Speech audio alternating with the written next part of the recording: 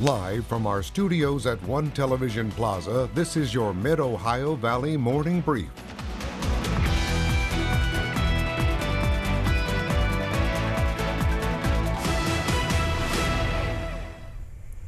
Good morning, Mid-Ohio Valley, and thanks for joining us today for your St. Patrick's Day Morning Brief. I'm Emma Grace Myers. And I'm Henry Groff, and yesterday certainly was messy. That cold front came in quicker, dropping temperatures sooner, which allowed for all of that snow to stick to the ground sooner too. Yeah, I was not expecting it. I was, sitting on my couch reading my book, and I look up and it's snowing outside, and I was like, What is happening?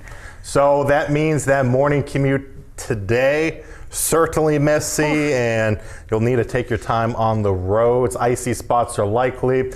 We have level 1 snow emergency still around for our morning commute, so just be mindful and take your time. Now, we are going to be looking at breezy conditions continuing, winds around 10 to 15 miles per hour coming in from the west, so still ushering in more of that cold air. So we're not going to be warming up that much, only seeing temperatures into the upper 20s to low 30s, but wind chill values are going to remain in the teens. So make sure that winter coat is ready to go before heading out the door. And you're still also going to be needing it into tomorrow morning, still dropping down into the low 20s. But there is at least some good news ahead. We have some warmer air that's going to be coming back in. All of that snow will be melting away. And by the time we get to Friday, Emma Grace, we should at least be in the low 60s. But I'll have more details on all of that in my full forecast coming up later on.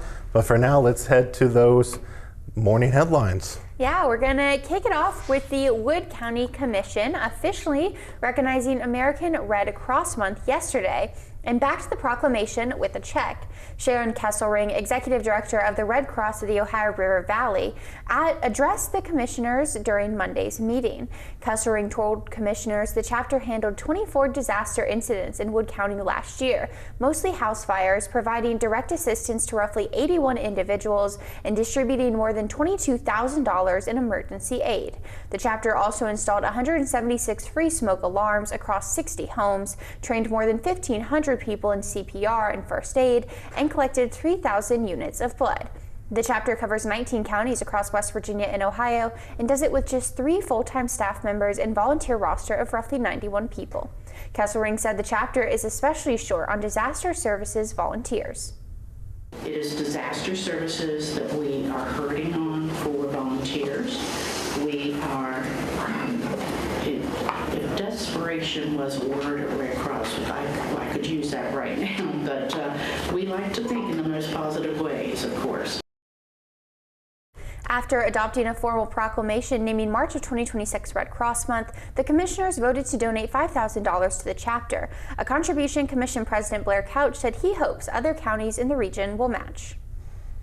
I like how she said that they stay very positive at the Red Cross and desperation isn't a word they would use. I think that's a good mentality. I think that's a good mentality, and still great to hear that large donation they're going to get. So always like seeing when the Red Cross gets that support because they're still a vital part of our community. Yeah, and I've said it every time we talk about the Red Cross. If you are able to donate blood, go donate blood. It's such a good thing for the community. It helps people across the world, and usually you get a little gift card and out of it. And then it'll put a big smile on Sharon Kesselring's face too. We do love Sharon Kesselring. Well, let's move on to our next story. House to Home in Parkersburg launched their capital campaign Monday to raise funds for a larger building. The car dealership Car-Mart was the first business to make a donation to the campaign with a check for $1,000. The executive director of the day shelter, Steve Belinsky, said the new building would expand the shelter's ability to truly take care of the community. Belinsky said our unhoused neighbors often struggle with the ability or the desire to seek medical or recovery help. Being able to provide those services right at the shelter would open up a world of possibilities. And that new building is going to offer us a lot more space, but it's also going to open up space for us to bring in more resources, like outreach resources from like the hospitals and the healthcare centers and dentists. Having a bigger facility means a lot. We're going to be able to expand our services. We're going to be able to make a bigger impact. House to Home's monetary goal to complete their new building is $200,000. Bieliski hopes that more businesses will offer their support of the project and help kickstart their capital campaign. I like their theme. It's called, like, I think it's Because Everyone Matters, with all the bees, because their logo's like a beehive, I think. And then their volunteers are busy bees? Probably. I know when they were in for an interview on Monday, they were like, they are just swamped with people all the time, and so this is a really good thing for them, and hopefully they reach their goals. Yeah, hopefully they do too. And still, they're also collecting donations. Any small amount really does go a long way, even $1. Yeah, you can donate on their website, House to Home PKB, I believe. You can send it a check to their P.O. box, or you can drop it off at the shelter. So lots of options. You can find those details on our website, WTAP.com. That you can, but let's move on to our next story. West Virginia lawmakers want to help cancer patients keep more than their strength. They want to help them keep their hair. The Jessica Huffman bill, or House Bill 4089, would require health insurance companies in West Virginia to pay for scalp cooling systems for cancer patients undergoing IV chemotherapy. Huffman, a registered nurse at WVU Medicine Camden Clark, underwent a double mastectomy and chemotherapy after she was diagnosed with breast cancer. Huffman said around 8% of people diagnosed do not get chemotherapy due to fear of losing their hair. We wrote the language for 4089 to include private insurance patients, patients on Medicaid, and patients on PEIA. We really wanted to make sure that all patients with state plans in West Virginia were going to be covered by this service. Should the bill pass, West Virginia would be the third state to require insurance companies to cover scalp cooling systems. 1 in 8 women will get a breast cancer diagnosis, and this bill would allow them to confidently receive life-saving care.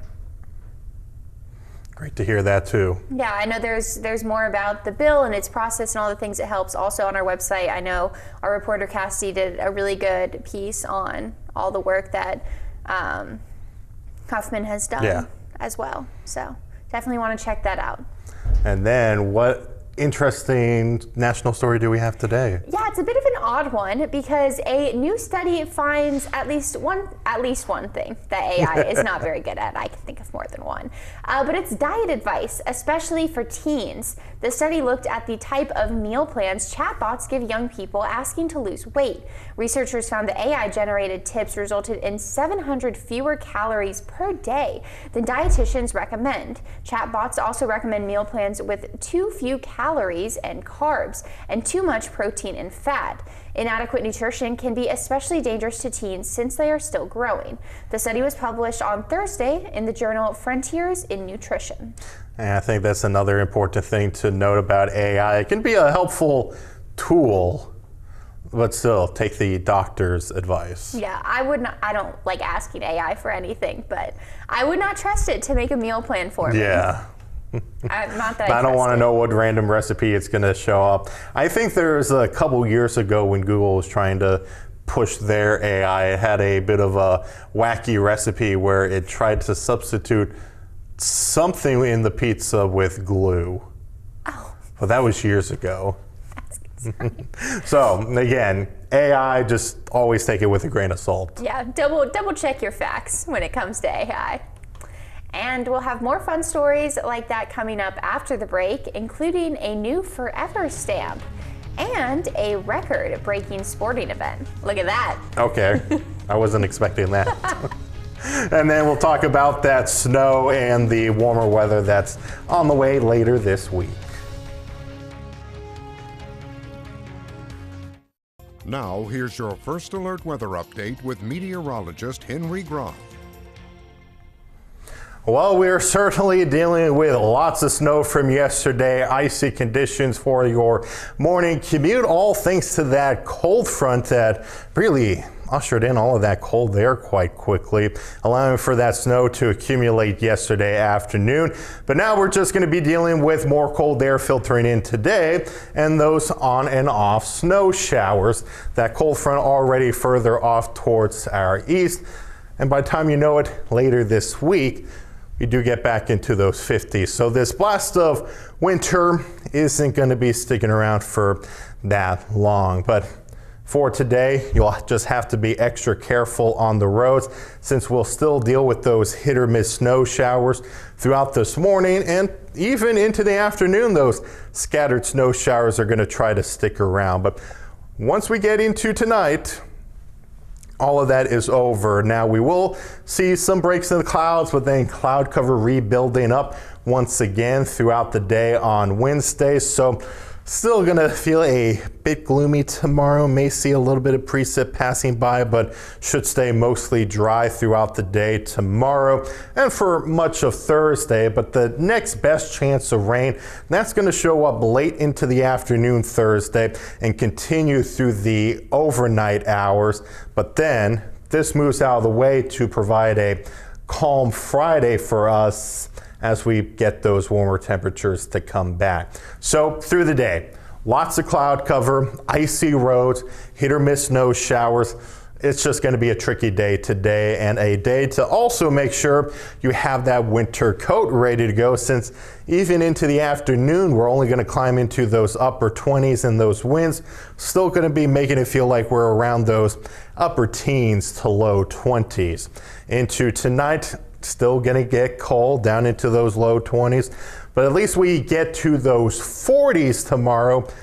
But keep in mind, typically this time of year, we sit around those mid 50s, but we're not gonna get that back until Thursday. But then we have some nice pleasant weather to take advantage of, even through the weekend, a mix of sun and clouds as we get into those mid to upper 60s. Now, time to take a look at what's trending.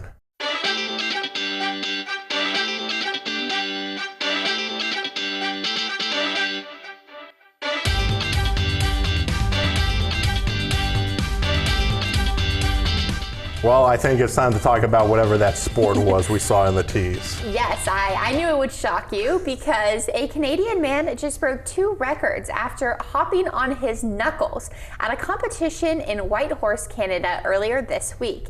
It happened at the Arctic Winter Games. In the knuckle hop game, the athletes mimicked the movement of a seal on ice by only using their knuckles and toes and hopping in a plank position.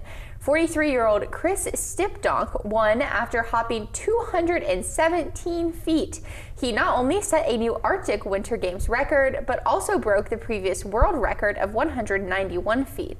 Stipdonk, who was also the oldest competitor at this year's games, will be able to hold on to the title for at least a couple of years. Knuckle hopping. That looks painful. I can't imagine how that feels on your knuckles. It just, I think they have little like rubber things that cover their knuckles. I think you can see it in one of the videos. Hold on, let's see if we can see that. I don't see anything under his knuckles. I guess not. I lied. Nope, yeah. I'm not doing that. That's a lot of feet, 217 feet to do that. Wow. That's like, how long are you holding a plank to get that far? I mean, that is very, very fit man. I will just say that. Okay, I think that's enough knuckle hopping. Let's move on to stamps.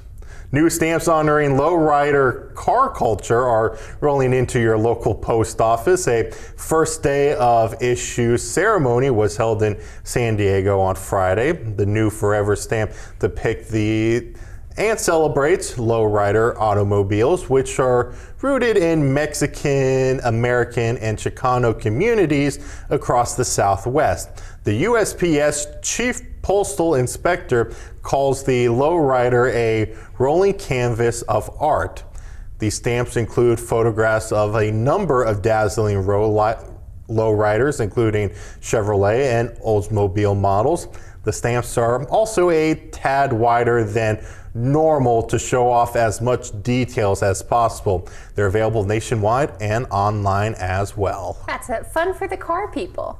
It looks cool. I like the lowriders that are all painted with like fun things. I thought those were cool. It is very creative on how those cars usually go up and down, and then all of those different color designs. I definitely do like that red and yellow design with the little yellow pinstripe. I like the green one that's on the green envelope right there. Definitely something to check out. Yeah, maybe get some stamps. Maybe I might need some stamps soon. But we have some more fun facts, but about today's Daybreak trivia question, which was St. Patrick's Day themed. And the question was, what animal is St. Patrick famously said to have banished from Ireland? And the answer is snakes. So legend says that in addition to introducing Christianity to Ireland, St. Patrick banished all of the snakes from the Emerald Isle, chasing them into the sea from atop a cliff where he had undertaken a 40-day fast. As beloved as this element of St. Patrick's story may be, a brief scientific inquiry and look back through history, such as the one National Geographic conducted in 2014, reveals that while St. Patrick did a number of great things, sending snakes slithering away from Ireland was not one of them. The truth is that there were never snakes in Ireland to begin with, and there are no signs of snakes in Ireland's fossil record either. Interesting. I remember growing up hearing that story, so it was a little sad for me. So, do you like snakes? I do. I would choose snakes over other reptiles. Okay. And amphibians. Like, I would pick a snake over like a lizard, probably. I mean, there's cool snakes out there that aren't poisonous, but I don't know. With the rest being poisonous, just not my vibe. Yeah, I can appreciate a cute snake, like the little hognose ones that like they look like noodles. Those are so cute, and they're harmless. Yeah, they're harmless, but still, other snakes, even like rattlesnakes, no. One of my many rings is a snake that I wear every day. So, really? Yeah. I did not know that. I like a snake on occasion. But obviously no snakes for this St. Patrick's Day. But thank you everyone for joining us today for our morning brief. He's Henry Groff. I'm Emma Grace Myers. We'll see you again at the noon.